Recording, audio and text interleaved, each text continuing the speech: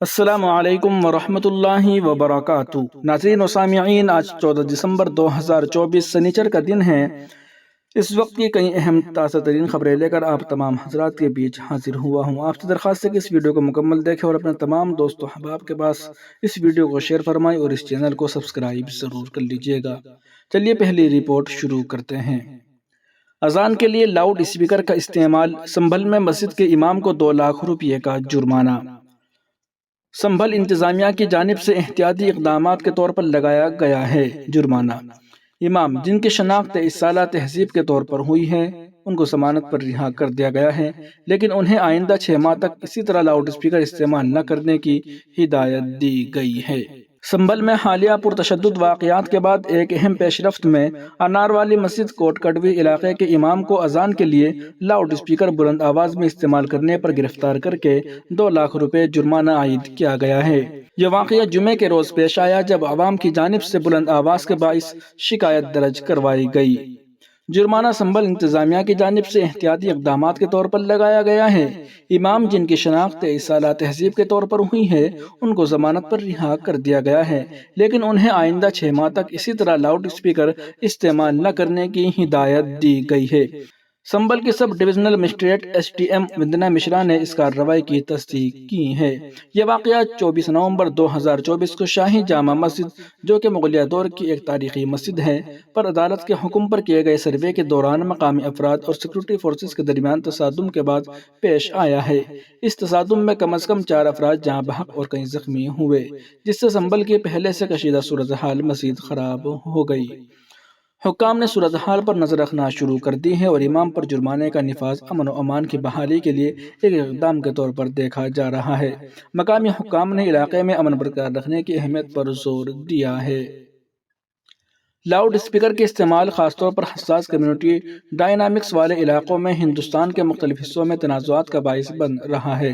اس واقعے میں بلند آواز کو کشیدگی کا ممکنہ سبب سمجھا گیا، خاص طور پر ایسے علاقے میں جہاں حالیہ پرتشدد واقعات نے ماحول کو پہلے ہی گرم کر دیا تھا۔ انتظامیہ کی فوری کارروائی اس بات کو ظاہر کرتی ہے کہ حکام کسی بھی قسم کی بدامنی کو روکنے اور عوامی تحفظ کو یقینی بنانے کے لیے اقدامات کر رہے ہیں۔ سنبھل کے رہائشی صورتحال کی نزاکت کو دیکھتے ہوئے محتاط ہیں اور حکام نے عوام سے حالیہ واقعات کے پیش نظر پرسکون رہنے کی اپیل کی ہے۔ وہیں دوسری جانب NIA نے پوچھ گچھ کے بعد روہنگیا نوجوانوں کو چھوڑا۔ NIA اور پولیس ٹیم کی کارروائی سے دن بھر دیوبند میں رہی ہلچل۔ گزشتہ روز NIA اور پولیس ٹیم کے ذریعے حراست میں لیے گئے 2 روہنگیا نوجوانوں کو پوچھ تاچھ کے بعد چھوڑ دیا گیا ہے۔ ان کا کسی بھی طرح کوئی دہشت گردانہ کنیکشن نہیں ملا ہے، جس کے سبب ایجنسی نے دونوں نوجوانوں کو کچھ ضروری انتباہ کے ساتھ چھوڑ دیا۔ واضح رہے کہ جمعرات کے روز دیوبند میں نیشنل انویسٹیگیشن ایجنسی NIA نے چھاپہ ماری کرتے ہوئے محلہ عبدالحق ٹپری اور محلہ کاستواڑہ میں پرائیویٹ کرائے کے کمروں میں رہنے والے 2 روہنگیائی نوجوان خلیل اللہ اور رجیب اللہ کو حراست میں لیا تھا اور ان سے کئی گھنٹوں کی لمبی پوچھ تاچھ کی تھی۔ صبح 4 بجے شروع ہوئی ایجنسی کی کارروائی کی دن بھر دیوبند میں ہلچل رہی۔ حالانکہ اس دوران ٹیم دارالعلوم دیوبند بھی گئی اور وہاں کے ذمہ داران سے بات چیت کی، مگر ان دونوں ہی نوجوانوں کا دارالعلوم دیوبند سے کسی طرح کا کوئی تعلق نہیں پایا گیا، اور نہ یہاں داخل ہے اور نہ ہی ادارے سے ان کا کوئی واسطہ ہے۔ بتایا گیا کہ ان نوجوانوں کا لکھنؤ جیل میں بند ایک مشتبہ بنگلہ دیشی سے رابطہ تھا، جس کے سبب ٹیم نے دیوبند میں کارروائی کرتے ہوئے برما کے رہنے والے ان دونوں کو حراست میں لیا تھا۔ اتنا ہی نہیں بلکہ ان سے ان کے موبائل سمیت برآمد ہونے والے دستاویزات اور الیکٹرانک ڈیوائسز اپنے قبضے میں لے لی اور ان سے کئی گھنٹے تک پوچھ تاچھ کی، لیکن ان کا دہشت گردانہ سرگرمیوں سے راست طور پر کوئی تعلق نہیں نکلا، جس کے سبب دیر شام ٹیم نے دونوں نوجوانوں کو ہی کچھ ہدایات دے کر چھوڑ دیا۔ NIA کے ایک اہلکار کے مطابق حراست میں لیے گئے دونوں روہنگیائی نوجوانوں کے پاس اقوام متحدہ کے پناہ گزینوں کے درست کارڈ بھی ہیں اور ان کا دہشت گردی سے کوئی براہ راست تعلق نہیں ملا ہے۔ اتنا ہی نہیں بلکہ ٹیم نے محلہ عبدالحق کے رہنے والے اس نوجوان سے بھی گہری پوچھ تاچھ کی جس نے اپنے شناخت کارڈ پر ایک برمی نوجوان کو سم دلایا تھا۔ وہیں دوسری جانب اگلے حکم تک مسلم عبادت گاہوں کے سروے اور مقدمے کی سماعت پر روک۔ ورشپ ایکٹ مقدمے پر جمعیت علماء ہند کی پٹیشن پر سپریم کورٹ کا بڑا فیصلہ، مولانا ارشد مدنی نے کیا خیر مقدم۔ سنبل شاہی جامع مسجد سانحہ اور اجمیر درگاہ پر ہندوؤں کے دعوے کے پس منظر میں جمعیت علماء ہند کی جانب سے عبادت گاہوں کے تحفظ کے قانون کے تعلق سے داخل petition per supreme court of India میں سماعت عمل میں آئی تھی، جس دوران سپریم کورٹ نے ایک بڑا فیصلہ سناتے ہوئے مسلم عبادت گاہوں کے خلاف قائم مقدمات پر فوری روک لگا دی اور نئے مقدمات پر کارروائی کرنے سے نچلی عدالتوں کو منع کر دیا۔ عدالت نے مسلم عبادت گاہوں کے سروے پر بھی روک لگا دی ہے، نیز نچلی عدالت کو کسی بھی طرح کا حتمی فیصلہ دینے سے منع کر دیا گیا۔ عدالت نے مزید کہا کہ عبادت گاہوں کے تحفظ کا قانون ایسے مقدمات کی سماعت کرنے سے روکتا ہے، لہٰذا جب تک سپریم کورٹ اس قانون کی آئینی حیثیت پر فیصلہ صادر نہیں کر دیتی، نچلی عدالت مقدمات کی سماعت نہیں کر سکتی ہے۔ چیف جسٹس آف انڈیا نے solicitor general of India Tushar Mehta کو مرکزی سرکار کی جانب سے جواب داخل کرنے کے لیے 4 ہفتوں تک کی مہلت دی ہے۔ جمعیت علماء ہند کے صدر مولانا ارشد مدنی نے اسے ایک بڑا اور اہم فیصلہ قرار دیتے ہوئے اپنے ایک بیان میں کہا کہ امید ہے کہ اس فیصلے سے ملک میں فرقہ پرستی اور بدامنی پھیلانے والوں پر روک لگے گی۔ انہوں نے کہا کہ ہم توقع کر رہے تھے کہ معاملے کی حساسیت کو دیکھتے ہوئے عدالت اس پر اپنا حتمی فیصلہ دے گی، تاہم یہ عبوری فیصلہ بھی اپنے آپ میں بہت بڑا اور اہم فیصلہ ہے، کیونکہ عدالت نے اگلا حکم آنے تک مسلم عبادت گاہوں کے سروے پر نہ صرف روک لگا دی بلکہ نچلی عدالتوں پر بھی نئے مقدمات درج اور سماعت کرنے پر بھی پابندی عائد کر دی ہے۔ مولانا ارشد مدنی نے کہا کہ سنبل کی شاہی جامع مسجد کے سروے کی آڑ میں وہاں جو کچھ ہوا یا اب بھی ہو رہا ہے، اس سے صاف ظاہر ہو چکا ہے کہ مسجدوں اور درگاہوں پر مندر ہونے کا دعویٰ کر کے اور ان کا سروے کرانے کی آڑ میں فرقہ پرست عناصر ملک میں بدامنی پھیلا کر صدیوں پرانے امن و اتحاد اور بھائی چارے کو ختم کرنے کے در پہ ہے۔ انہوں نے کہا کہ یہی بنیادی سبب ہے کہ ایسے لوگوں کو عبادت گاہوں کے تحفظ سے متعلق 1991 کا قانون کانٹے کی طرح چبھ رہا ہے اور وہ اسے کسی نہ کسی طرح رد کرانے کی خطرناک سازش کر رہے ہیں۔ اس کے لیے سپریم کورٹ میں اس قانون کے خلاف 2022 میں ایک پیٹیشن داخل کرائی گئی۔ جمعیت علماء ہند نے اس کی مخالفت میں اور مذکورہ قانون کے حق میں سپریم کورٹ کا رخ کیا۔ مولانا ارشد مدنی نے آگے کہا کہ ہم نے بابری مسجد پر آنے والے فیصلے کو دل پر بھاری پتھر رکھ کر قبول کیا تھا کہ چلو اب ملک میں کوئی مسجد مندر تنازع نہیں پیدا ہوگا اور ملک میں امن و امان اور بھائی چارے کی فضا قائم ہوگی، لیکن ہمارا یہ یقین غلط ثابت ہوا۔ آج ایک بار پھر اسی طرح ملک کے حالات کو دھماکہ خیز بنا دینے کی سازش ہو رہی ہے، اس طرح بابری مسجد تنازع کے دوران فرقہ پرستوں نے بنائی تھی۔ انہوں نے کہا کہ اس معاملے میں نچلی عدالتوں کا رویہ اور طریقہ انتہائی مایوس کن رہا۔ اگر نچلی عدالتیں سوجھ بوجھ سے کام لے کر حکم نہ جاری کرتی تو سنبھل میں 5 بے گناہ نوجوانوں کو اپنی جانوں سے ہاتھ نہ دھونا پڑتا۔ آج بھی وہاں کے لوگوں کے ساتھ انتظامیہ اور مقامی پولیس وحشیانہ سلوک کر رہی ہے، باہر کے لوگوں کو وہاں جانے نہیں دیا جا رہا ہے۔ ایسے میں وہاں کے زخم خوردہ مظلوم مسلمان کسی سے انصاف کی فریاد بھی نہیں کر سکتے۔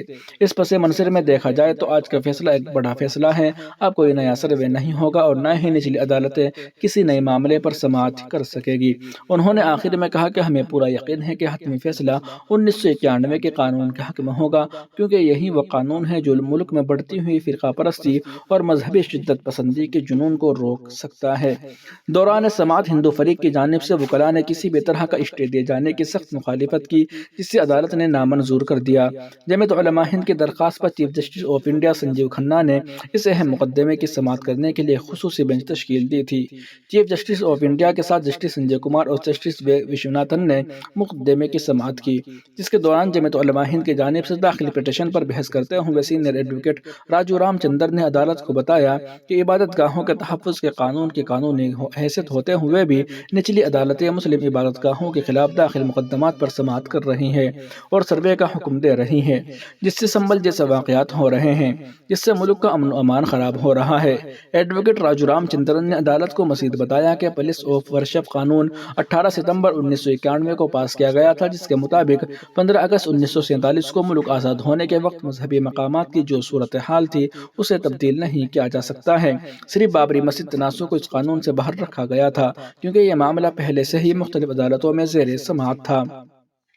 عبادت گاہوں کے تحفظ کے قانون کے حق میں بحث کرتے ہوئے سینئر ایڈوکیٹ راجو رام چندر نے عدالت کو مزید بتایا کہ پورے ملک میں اب تک تاریخی و مذہبی اہمیت کے حامل مسلم عبادت گاہوں کے خلاف 18 مقدمات زیر سماعت ہے، جس میں نچلی عدالت کی جانب سے سروے کا حکم یا سروے کرائے جانے کے تعلق سے جواب طلب کیا گیا ہے۔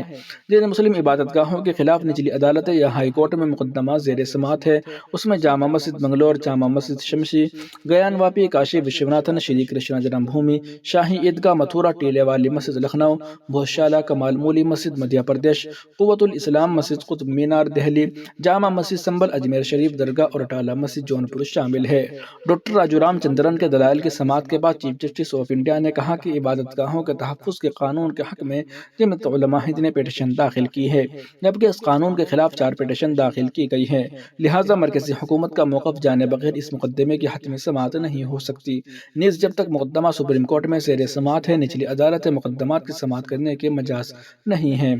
جسٹس کے وشوناتھن نے کہا کہ مقدمہ سپریم کورٹ میں زیر سماعت ہونے کی وجہ سے نچلی عدالت مقدمات سماعت نہیں کر سکتی ہے، سپریم کورٹ کے متوازی کوئی بھی عدالت چل نہیں سکتی ہے۔ جسٹس وشوناتھن نے مزید کہا کہ بابری مسجد مقدمے میں سپریم کورٹ کی 5 رکنی آئینی بینچ نے عبادت گاہوں کے تحفظ کے قانون 1991 کی آئینی حیثیت کو تسلیم کیا ہے، اس کے باوجود نچلی عدالتیں مقدمات کی سماعت کر رہی ہیں جو غیر ضروری ہے۔ فریق مخالف یعنی مسلم عبادت گاہوں پر دعویٰ کرنے والے لوگوں کے وکلاء نے نچلی عدالت میں جاری مقدمات کی سماعت پر اسٹے کی سخت لفظوں میں مخالفت کی اور کہا کہ سپریم کورٹ نچلی عدالت میں جاری مقدمات کے فریق کے دلائل کی سماعت کیے بغیر فیصلہ جاری نہیں کر سکتی ہے۔ جمعیت علماء ہند کے سپریم کورٹ سے رجوع ہونے کے بعد دیگر مسلم تنظیمیں بطور مداخلت کار فریق بنی ہیں۔ قابل ذکر ہے کہ اس مقدمے کو گلزار اعظمی مرحوم نے جمعیت علماء ہند کی جانب سے داخل کیا تھا۔ ان کے انتقال کے بعد مولانا اسد مدنی نائب صدر جمعیت علماء ہند اس کیس کے پیٹیشنر بنے ہیں۔ ناظرین و سامعین، ان اہم رپورٹوں کو آپ سن اور دیکھ رہے تھے محاصرہ اسلام یوٹیوب چینل پر۔ تمام تازہ ترین اپڈیٹ حاصل کرنے کے لیے بھی ویڈیو کے نیچے سبسکرائب والے آپشن پر کلک کر کے اس چینل کو سبسکرائب ضرور کر لیجیے گا۔